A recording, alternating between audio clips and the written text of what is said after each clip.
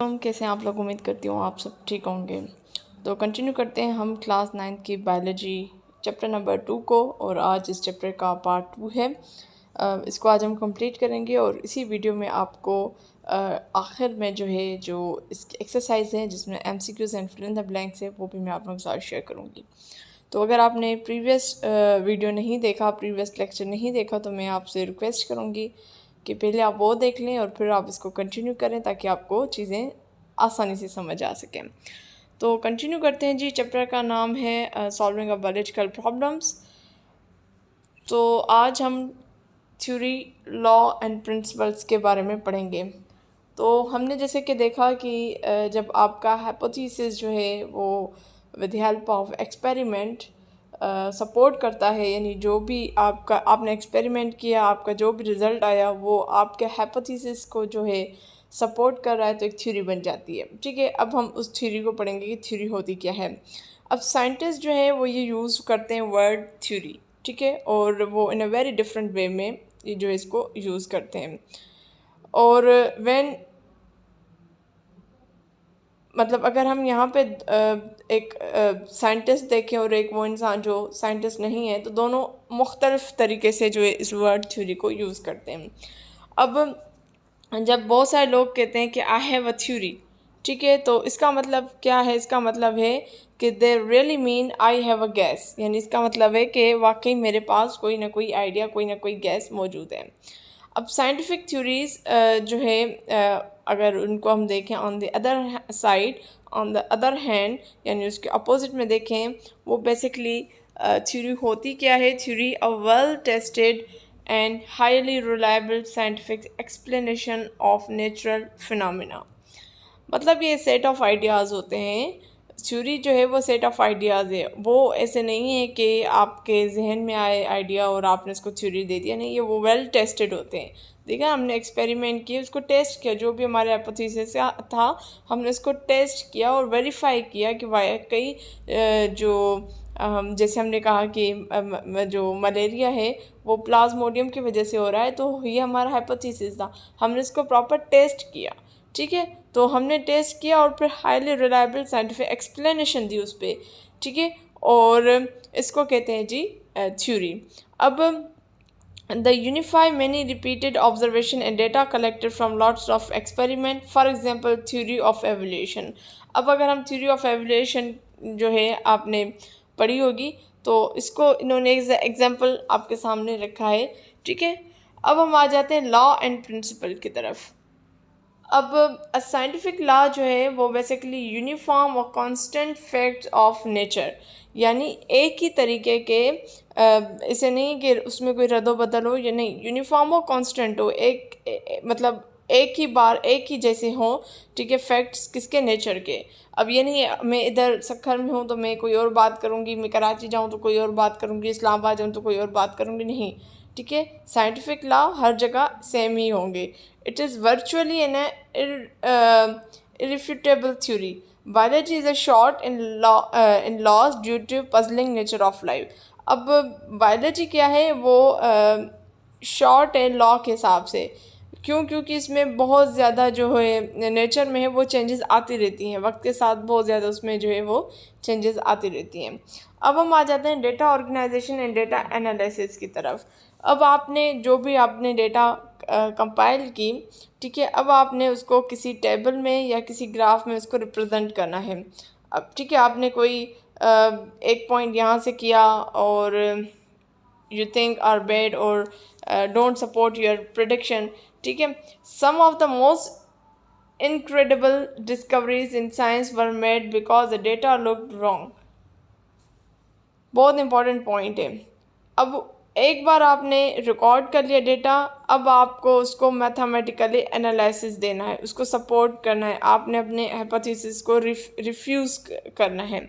ठीक है, तो ये इस तरीके से ये इन्होंने बताया है कि जैसे ये जी, अब ये देखें, ये इन्होंने जो है ये पूरा का पूरा जो है आपके मंथ हैं और ये नंबर ऑफ़ मलेरियल पेशेंट है। अब मंथ और नंबर ऑफ़ मलेरियल पेशेंट के बीच में ग्राफ है। अब ये क्या कह रहा है? ये बेसिकली सिंध में जो है वो इस तरीके से जो है 2016 और 17 में जो है मलेरिया केसेस रिपोर्ट हुए। तो अगर हम देखें तो सबसे कम जो है वो अप्रैल में हुए हैं रिकॉर्ड, ठीक है, और सबसे ज़्यादा जो है वो अक्टूबर में हुए हैं, ठीक है। तो ये इस तरीके से ये आपने अपने डेटा को रिप्रेजेंट कर रहे हैं। और ये भी जो है वो पाई चार्ट में है, ये कुछ डिजीज़ है उसके बारे में मौजूद है। अब इन डेटा एनालिसिस में क्या होता है, जो मेथड यूज़ होता है स्टैटिकल मेथड, जिसको रेशियो एंड प्रोपोर्शन कहा जाता है। रेशियो बेसिकली क्या होती है, कंपैरिजन होती है ऑफ टू वैल्यूज़, जो हमने मैथ में भी पढ़ा है। उसमें एक क्वोशंट होता है, यानी फर्स्ट और सेकंड। जैसे a flower is 4 sepals and 12 petals, the ratio of sepals to petal is 4:12। तो ये आपने मैथ में भी पढ़े होंगे। इसी तरीके से रेशो को आप एक्सप्रेस कर सकते हो फ्रैक्शन के फॉर्म में भी, यानी 1:3, ठीक है। और प्रोपोर्शन क्या होता है, वो इक्वेशन होती है जिसमें 2 या 2 से ज़्यादा जो है वो रेशोज़ मौजूद होते हैं जो इक्वल होते हैं, सही है।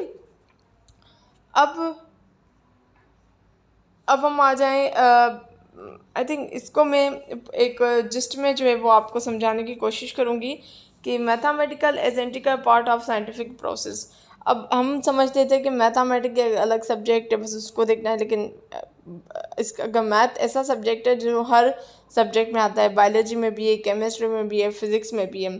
तो ठीक है, अगर आप समझ इमेजिन करें कि आप बायोलॉजिस्ट हैं और आप स्टडी कर रहे हैं इंसेक्ट्स पॉपुलेशन के ऊपर, तो आपको काउंटिंग करनी पड़ेगी, कुछ सैम्पल्स स्पेसिफिक रीजन में कलेक्ट करने पड़ेंगे, और फिर उनको सैम्पल्स को आपने कंपेयर करना है दूसरे रीजन के साथ, ठीक है। अब हर एक स्टेप पे आप जो है वो डिपेंड हो रहे हैं मैथमेटिक्स के ऊपर। आप उसको क्योंकि मेजर कर रहे हो, प्रिडिक्ट कर रहे हो, अंडरस्टैंड कर रहे हो नेचुरल फिनोमेना का। सो मैथमेटिकल जो बायोलॉजी है वो फील्ड ऑफ रिसर्च है जो एग्जामाइन करती है mathematical representation of biological system. और जो इसका की रोल है वो ये है कि वो creation of mathematical models.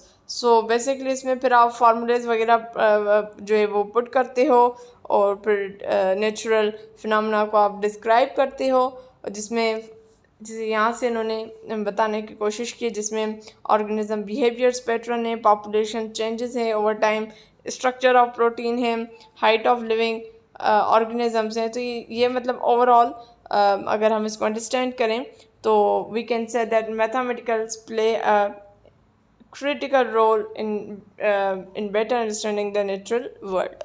I hope यहाँ तक आपको ये चीज़ें क्लियर हो गई होंगी। ये थोड़ा सा चैप्टर थोड़ा बोरिंग है लेकिन इम्पोर्टेंट है, ठीक है, अगर हम एज ए बायोलॉजी के पॉइंट ऑफ व्यू से देखें तो, क्योंकि इसमें वो है ना एनिमल प्लांट्स की बातें बहुत कम हैं। अच्छा, अब हम आ जाएंगे जी MCQs की तरफ। तो सबसे पहला MCQs है select the correct sequence of biological method. तो इसका जो राइट आंसर है वो है सी। सबसे पहले हाइपोथेसिस होता है, फिर रीजनिंग होती है, फिर थ्योरी होती है, और फिर लॉ होते हैं, ठीक है। उसके बाद हम आ जाएंगे क्वेश्चन नंबर 2 की तरफ। सेलेक्ट द ओड वन, यानी इन चारों में से ये चारों हैं, इनमें से आपने ओड वन यानी जो इनसे मुख्तलिफ हो वो देखना है। तो ये बेसिकली ऑप्शन डी इसका करेक्ट है, विच इज़ रेशो। अच्छा, अब हम आ जाएंगे क्वेश्चन नंबर 3 की तरफ।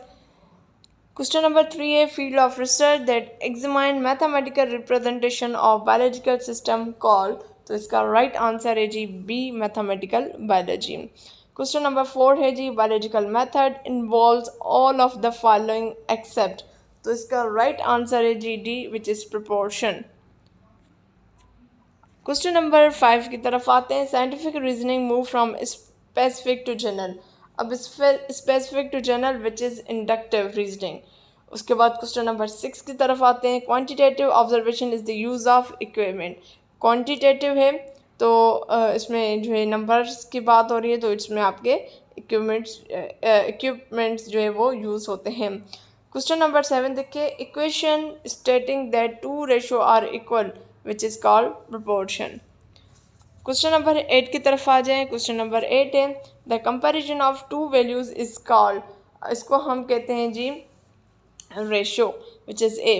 क्वेश्चन नंबर 9 है व्हाट इज़ हाइपोथेसिस। तो ऑप्शन बी है a tentative explanation that can be tested and it is falsified. अब लास्ट क्वेश्चन देख लें जी, इन data organisation which method is mostly useful. तो इसका जो राइट आंसर है वो है जी ए, विच इज़ टेबल। अब आ जाए जी फिल इन द ब्लैंक्स की तरफ। Problem solving approach of biology in other science called, तो इसको हम कहेंगे जी साइंटिफिक रीजनिंग। मैं लिख नहीं रही, मैं आपको बता रही हूँ तो आप समझ लीजिएगा, ठीक है जी। क्वेश्चन नंबर 2 को देखें। सोल्यूशन ऑफ बायोलॉजी का प्रॉब्लम स्टार्ट विथ ऑब्जर्वेशन। सबसे पहले आप ऑब्जर्व करते हो और वहाँ से जो है ये स्टार्टिंग होती है। क्वेश्चन नंबर 3 है the key component of the scientific process is hypothesis, ठीक है जी। उसके बाद क्वेश्चन नंबर 4 को देखें। Scientific reasoning based in if then statement card, इसको हम कहेंगे जी डिडक्टिव रीजनिंग। उसके बाद आ जाएंगे क्वेश्चन नंबर 5 की तरफ।